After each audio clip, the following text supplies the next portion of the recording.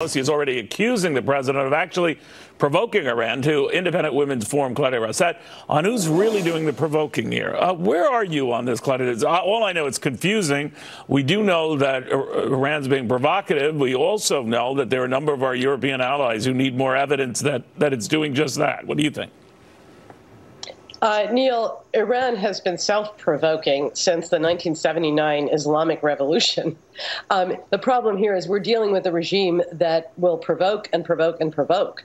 And Europe has used to having the U.S. run whatever interference can be run.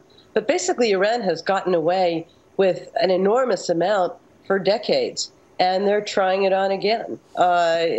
President Trump is not provoking them. He's actually trying to say, no, this won't do.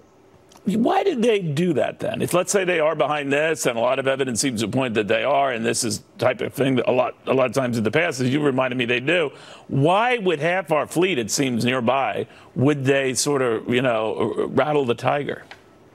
It's a game of chicken, Neil. It's kind of like North Korea. Because if we back down, then they have achieved a significant victory. I mean, the game with Iran for a long, long time has been rattle the cage, terrorize people, kill people, and create trouble and threats such that the U.S. will get out of their way. I mean, going back to blowing up the Marine barracks in Beirut in the early 80s. And that's what they're doing again.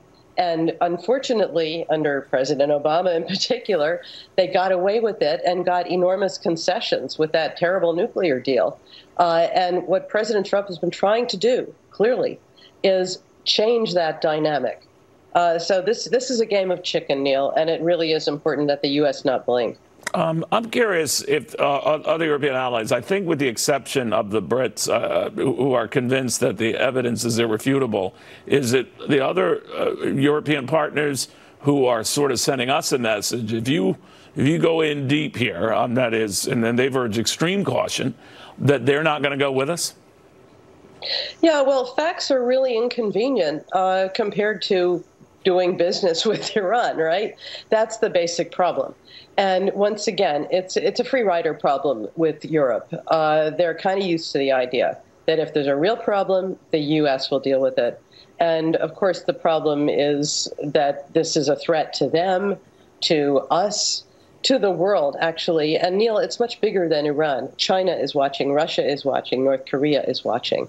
And if we say, fine, we'll just back away because we don't want to provoke Iran, this messianic tyranny, which aspires to dominate the Middle East and anything it can get beyond, then we've sent a very bad message. So on our European allies, or whatever we're going to call them, the European countries that keep looking for ways to do business with Iran, I like that. That's just a sad statement on them. It would be good to change their minds. Well, let me get your take. I had Republican Congressman Mike Turney, he's a key member of the Armed Services Committee, playing down the military option earlier today on Coast to Coast on Fox Business. I want you to react to this.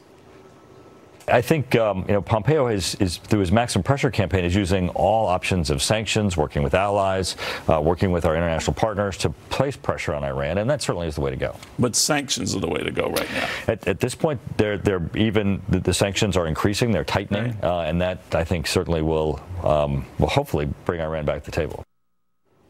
In the past, it hasn't. So what happens? No, Neil, look, sanctions can be useful, but I really am concerned that they won't get this job done. This may, in the end, come down to force. And I know that people don't want a war. People don't like the use of force. Americans shy away from that. But we have a real threat and a real problem. This threat to, amp up uranium enrichment. This is the program that President Obama was assuring us was exclusively peaceful, and the Iranians were saying they were never looking for a bomb. What's it for? That's what it's about. That's been the threat all along. It was the threat even with that deal. And again, we have to find something that finally persuades that regime it cannot go on, or something that actually undermines that regime to such an extent that it falls. That's the real answer here. Claudia, good talking to you again, even though the subject isn't that, rosy. Yeah. Claudia, thank you very much. Good seeing you again. Thank you, Neil. All right, now.